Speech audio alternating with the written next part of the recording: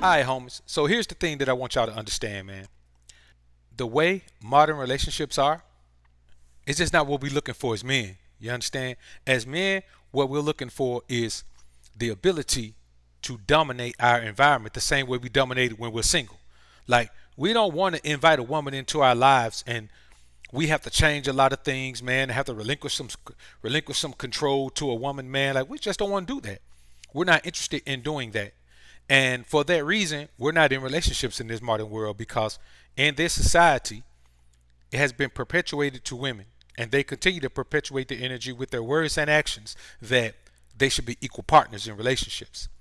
But I'm gonna talk about some things that men can do. These aren't things women can do because we don't really care what women can do. Women do what we let them do or what we demand them to do. Period. Every woman in your life does what you let her do and what you demand of her. If you demand that she does it with consequences and repercussions, the main consequences that you won't be in her life anymore, she won't be in your life anymore, then you can keep in mind, man, that that is something that that woman is going to really, really take to heart.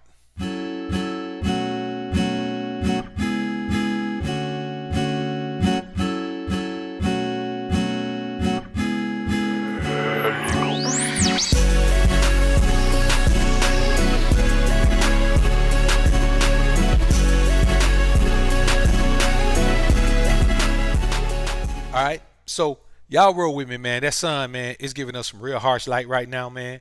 It's just what we got to do right now. So I say this to you, man.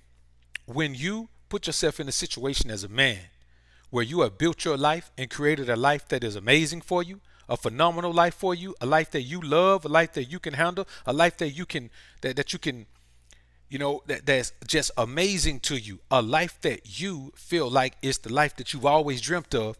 You got to be very careful about when you let a woman be a part of that life. For the most part, you shouldn't even let a woman be a part of it. She's got to be one hell of a woman to be a part of that. You understand what I'm saying? She's got to be one hell of a woman to come in and be a part of that. And the problem is, in this society, you're probably not going to find that woman in this world, really, to be honest with you. Because even if you find a woman from another society that's got all the things in line, she doesn't appreciate the work that you put in to build what you have. A woman from another country will be raised a certain way, but she won't appreciate the work and grind that it took to build yourself into that life in America, because she don't know the grind of America. So you see, it's hard to just look at yourself just having one woman, no matter what quality she has. So the first thing that you have to do, and this is basic for us in the alpha sphere, but for all the men who are going to listen on the playback and all the men who are listening who aren't, experienced members of the alpha sphere, long-term members of the alpha sphere, prioritize yourself. Now, you live in a society that, well, you're just selfish and being self-centered is immature. No, it's not. Think about the best time you ever had in life. When everybody catered to you, it was when you were self-centered. As a child, a little boy will make the whole house cater to him, except his dad, of course. But he will make all the women around cater to him, and he's self-centered. You understand what I'm saying? He wants his attention. When he wants his attention, when he comes to you, you better give him what he want. And if not, then he gonna cut up on you. That man, little boys always cut up on women. I be seeing little boys, man, 2 and 3 years old, man, cutting up on the women around them. Why? Not because they bad, but because they're self-centered. And you know when women stop catering to you? When you stop being self-centered. You look at all the men who have the most success in their relationship with women, and they are self-centered, and they make sure the women know that this relationship is about me, not you, not us. It's about me, and you'll reap the benefits of doing what's necessary to help me elevate me to the level I need to be on. So a lot of times you have to keep in mind that the number one woman that you're going to have to avoid is the woman with all this education. Like, the woman with all this education is either full-fledged feminist minded or partly feminist minded. And let me tell y'all something right now. No feminist should have a man. No feminist on earth should have a man. If you want to compete with men, then you are saying you want to be a man. And if you are a man, you should not have a man.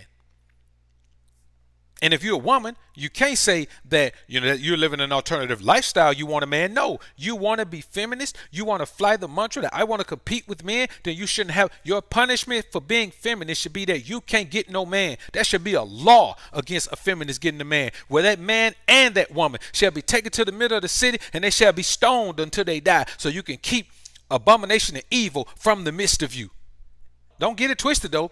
The beta male simp mangina should not have no woman. The beta male simp mangina, any woman that takes the beta male simp mangina and it allows what he does to influence her to become that type of woman, they both shall be taken to the center of the city and they shall be stoned until they die, so that we may keep the evil from among us, man. The evil of the feminist minded woman and the beta male simp mangina minded man. If those two things are eliminated from among us, that's the first thing that will happen, in relationships will automatically change. It's not going to be an overnight change, but you plant the seeds where the new understandings can grow. So when you prioritize yourself, that is the art of self-preservation. You have to preserve yourself. You have to preserve yourself.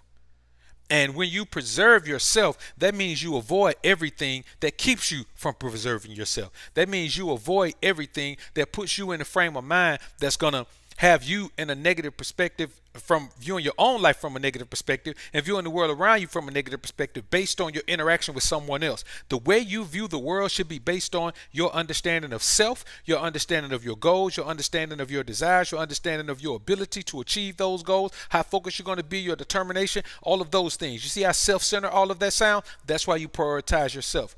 You're told in this world being self-centered is immature. It's not. See, helping people don't mean you're not self-centered. That means when you become successful, you help people. That's a part of it. That don't mean you're not self-centered.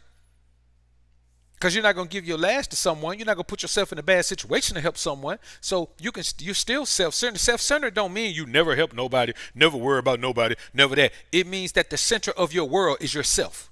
Everybody else is on the outskirts. So you don't worry about anybody else until you take care of the center of the world. When you take care of the earth's core, then you worry about the people on the earth. That's just the way it is. Now, the second thing is this. You can't value all this stuff these women say they have that is valuable. You can't. Guys be talking about, man, my woman's smart, man. She got an education, man. She got these degrees, man. She got a good job, man. And I'm like, bro, unless you broke, none of that stuff matters. And our goal is to build ourselves up to where we're not broke. But if you're not broke, man, her degrees and money and stuff don't matter. You only value what she does if it benefits your cause, process, or mission. If it benefits your cause, process, or mission, then it's valuable. If it doesn't, her getting up going to work every day, unless you need her to help you pay your bills. If you don't need her to help you pay bills, how does her getting up going to work every day benefit you? She got a job so she can buy stuff. She got a job so she can live her own life. You understand? When you met her, she had that career already. She got that career, man, so she can live a life. It don't benefit you. Because you could just let her stay where she is and you stay where you are. Then her money don't matter regardless. Because here's the thing that you have to understand. No matter what a woman has in her life, no matter how she's living, when she comes into your life, when you let her into your life, then she's going to want to upgrade everything. And your life may be an upgrade. Your life may be an instant upgrade. So what you have to keep in mind, man, is if it doesn't benefit you, man, it doesn't matter, bro. Listen, a woman can't even talk to me about stuff that don't benefit me. A woman can't talk to me about how her day went. I don't care. I'm not obligated to listen to something I don't care about. You're not obligated to listen to something you don't care about. You see what I'm saying? So I'm not finna be your friend. I don't want to hear how your day went. I don't want to hear what happened with the lady at the job. I don't want to hear about none of that. Because it don't matter to me. It don't benefit me. I could be using this time absorbing information that can benefit me. Here's what you have to understand. There's only so much information you can absorb successfully and efficiently during a day. And so the more information you get early on from somebody that don't make no sense, man, then you might well hang it up. You're just wasting time, man.